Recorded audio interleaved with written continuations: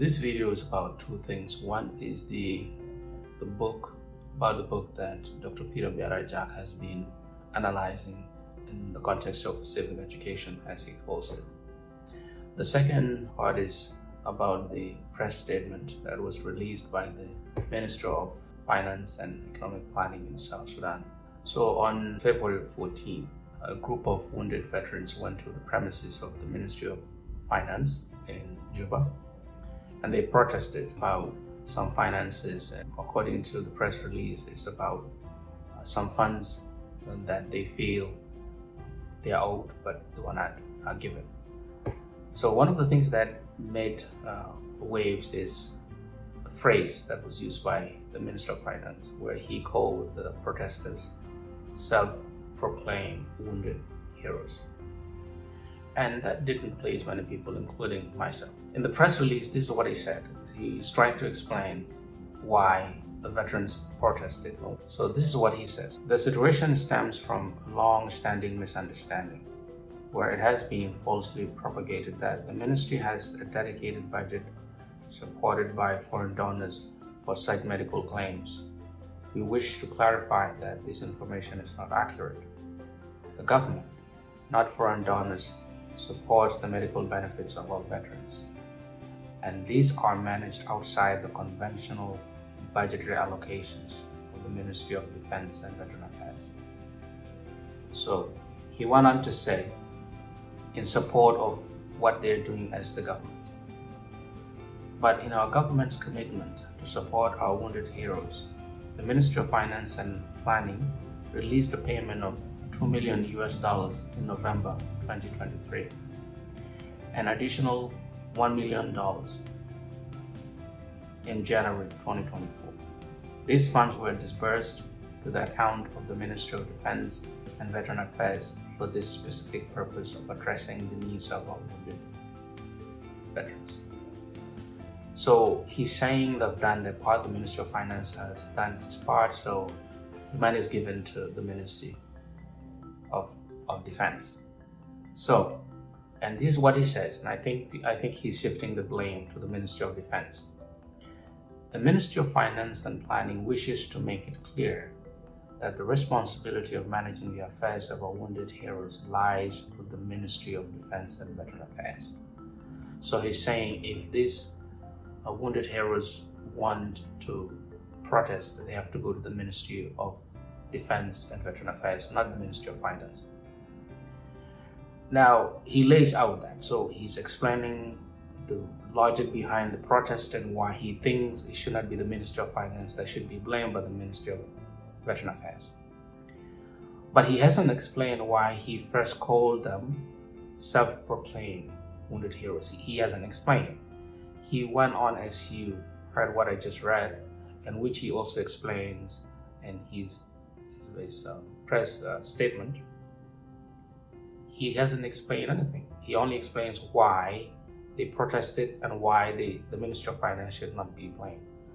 But one of the things I wanted to say is, as a minister, as a national minister, if you have facts supporting what you're doing, as he explained in the press release, there's no point of calling these people names, regardless of how they were wounded. They deserve respect as South Sudanese. If they're injured, they were not injured during the war, and we disagree on whether to call them heroes and heroines, we don't have to call them names. It's unnecessary. And I think it calls into question the mindset of the ministers. As someone who is relatively young, he's not young, he's in his 50s, but relative to many people in government, I think, and in Africa, he's relatively young. He's highly educated. He was a teacher. And from what he said when he became Minister of Finance, he was someone who promised a lot of things. He promised a change. And I think, to his credit, he's done a lot of good things. He's talked about biometric payment of money, which is good. He's gone to the borders to make sure the money that is, the tax money that is collected is not lost or stolen. So he's doing a lot of good things. But he's trying to adopt the mindset within the government, which is the political culture people have. When you are a minister, you don't want to be questioned. So what he should have appreciated, and I'm glad that he did acknowledge that people were wounded and likely no one was injured using bullets, which is always the thing in South Sudan. And I'm glad that he did acknowledge that. But it's a good idea to say, okay, they are allowed, by law, to protest as long as these altercations do not lead to something serious. So I'm somehow disappointed by the language when he calls them self-proclaimed wounded heroes. No one can self-proclaim to be wounded. You can proclaim to be a hero, and that's subjective in some cases, but no one is wounded and is self-proclaimed to be wounded. So that's something that's unbecoming. I think Dr. Bach should apologize or withdraw the statement. I know it's difficult for us as South Sudanese to say I'm wrong, but that's part of leadership. It's part of showing I'm a leader, and I think this statement is wrong, and I withdraw it. And he owes it to South Sudanese, not just to the protesters and to people who actually appreciate what he's doing. People like me, I do appreciate what he's doing, but I think this is wrong. It's a bad precedent for someone like him to talk like older folks like Michael McQueen. Michael McQueen is from a different generation, has a different mindset. So I think Bach should not go there. And I think he should withdraw that statement and publicly say he apologizes. That's leadership. Now, the second part is about the book that's being analyzed now by Dr. Peter Biaraja. And the book, what I would say about the book is this.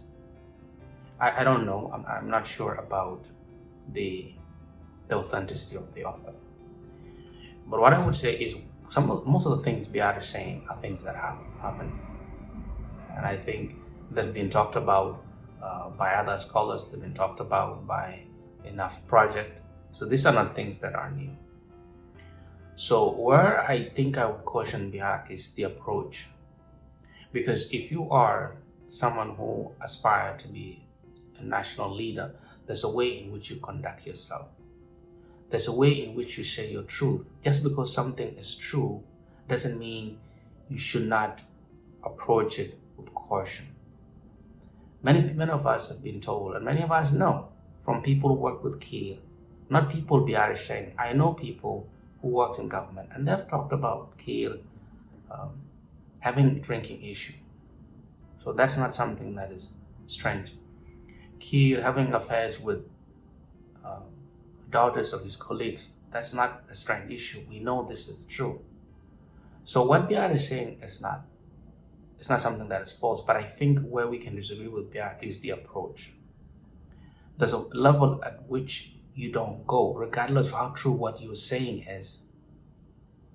So it becomes below a certain standard. And many people admire him.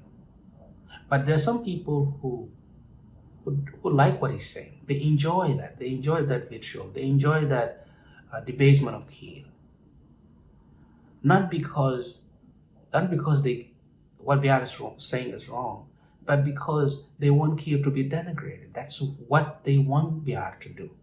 But if Biar wants to be a national leader, and he is a formidable opponent, he's well placed to lead, what he's doing now is not up to par. It's not something he can stand in front of South Sudanese in Juba and repeat. I have been criticizing Kiir more than Biar. I've been doing this since 2003, 2004.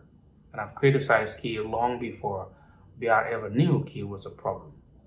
Biar worked in the government. He was part of national security. He was an advisor for the World Bank in the government. So the Biar opposition to the government is very recent.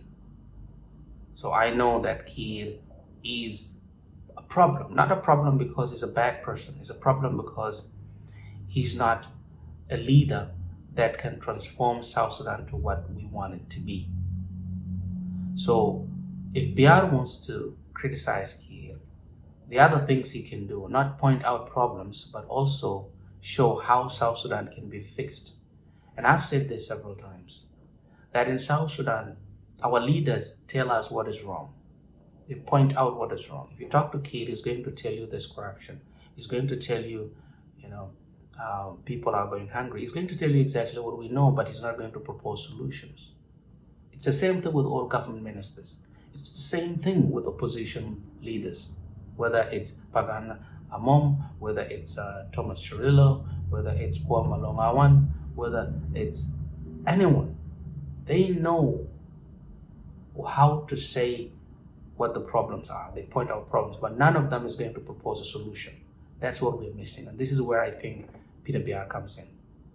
And instead of focusing on, this debasing antics, and we know they're true, what he needs to do is, where do we go as South Sudanese? How do we fix the economy? How do we fix tribal issues? People are dying between Mayadi and Nabiai. People are dying between Lawnware and Murle, between Jiang and Jungule and Murle, between Toposa and Didinga. So people are dying everywhere. These are things we need to talk about rather than pointing at things that do not help our people back home. So thanks for watching, and do not forget to subscribe.